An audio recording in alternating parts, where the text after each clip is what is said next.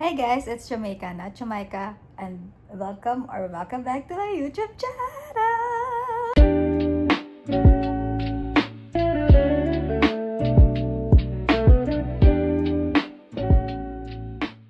So, na-miss ko sabihin yung intro na yun kasi hindi ko na siya nasasabi. And yung last upload ko din, hindi ko siya sinabi doon. And today po ay Saturday at already 12:30 na ng lunch.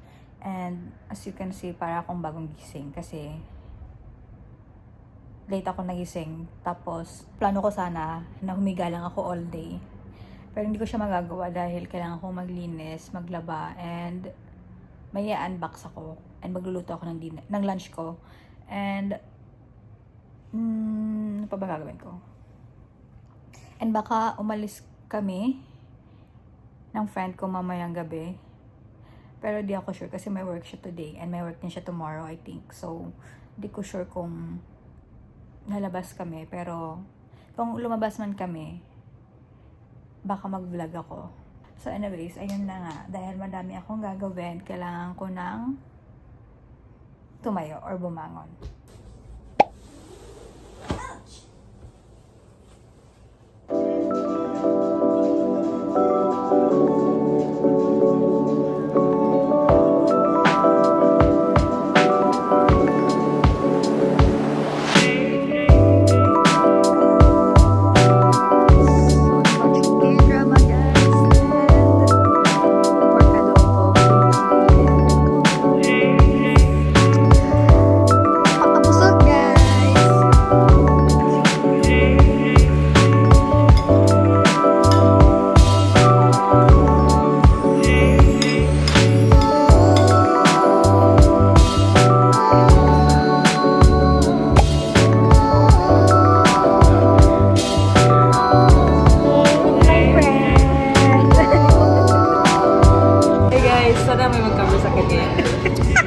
At 10 p.m. Call me.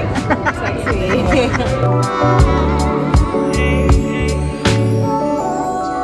We're the macho girls. Wala pa din. Gusto mag-cover. Update ko lang. Pagkatapos ko maglinis ng bedroom ko kanina, nag-ready na ako and gumora na ako sa labas with my friend. And then, ayun nga, di ba dapat plano kong maglinis today ng living room tsaka kitchen ko. Naisipan ko na lang na tomorrow na lang ako maglinis kasi medyo pagod na ako and tinatamad na rin ako. So, okay lang yan. Importante nalinis ko na yung bedroom. Wala din naman akong gagawin tomorrow, so pwedeng bukas na lang. So, i-unbox lang natin tong gift from my best friend. It's a espresso machine. Anyways, in-unbox na namin siya. Tapos, binalik lang namin siya sa box kasi ayoko pa siyang gamitin and ayoko pa siyang ilagay sa kitchen. Ayun, nagstay sila dito last weekend. Siya, tapos yung sister niya. Nagstay sila dito ng 3 days and 2 nights. And binigyan niya ako. I don't know why, pero gift niya daw to sa akin. Kasi napansin niya siguro, or like siguro nakakwento ko sa kanya na everyday ako gumagastos ng kape sa labas. Actually, may espresso machine naman ako dito kaso nasira siya last year and hindi na ako bumili kasi lilipat ako ng bahay. So, naisipan ko kung bibili ako, maybe pagkalipat ko na para hindi ako mahirapan magdala. Pero dahil binigyan niya ako, siguro naawa siya dahil lagi ako gumagastos. Binigyan niya na ako. Thanks, bestie! So, open na natin siya. Kinikilig ako. Thank you so much, Mariah. Ako hindi ko alam kung ba't nasira yung espresso machine ko, pero bigla natin nasira. So, tingnan nyo, yung plastic kasi kapansan na namin. And, may kasama na siyang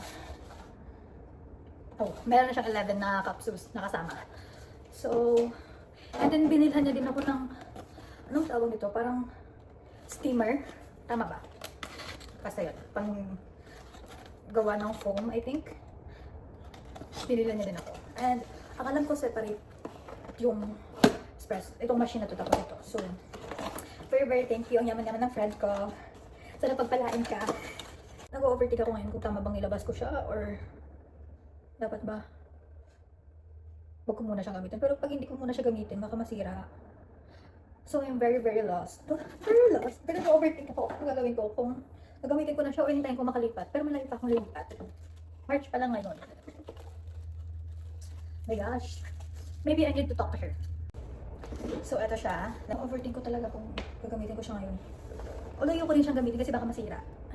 And by the way guys, pag may nireregalo lagi yung best friend ko, hindi ko siya ginagamit kasi ayoko masira yung nireregalo niya sa akin.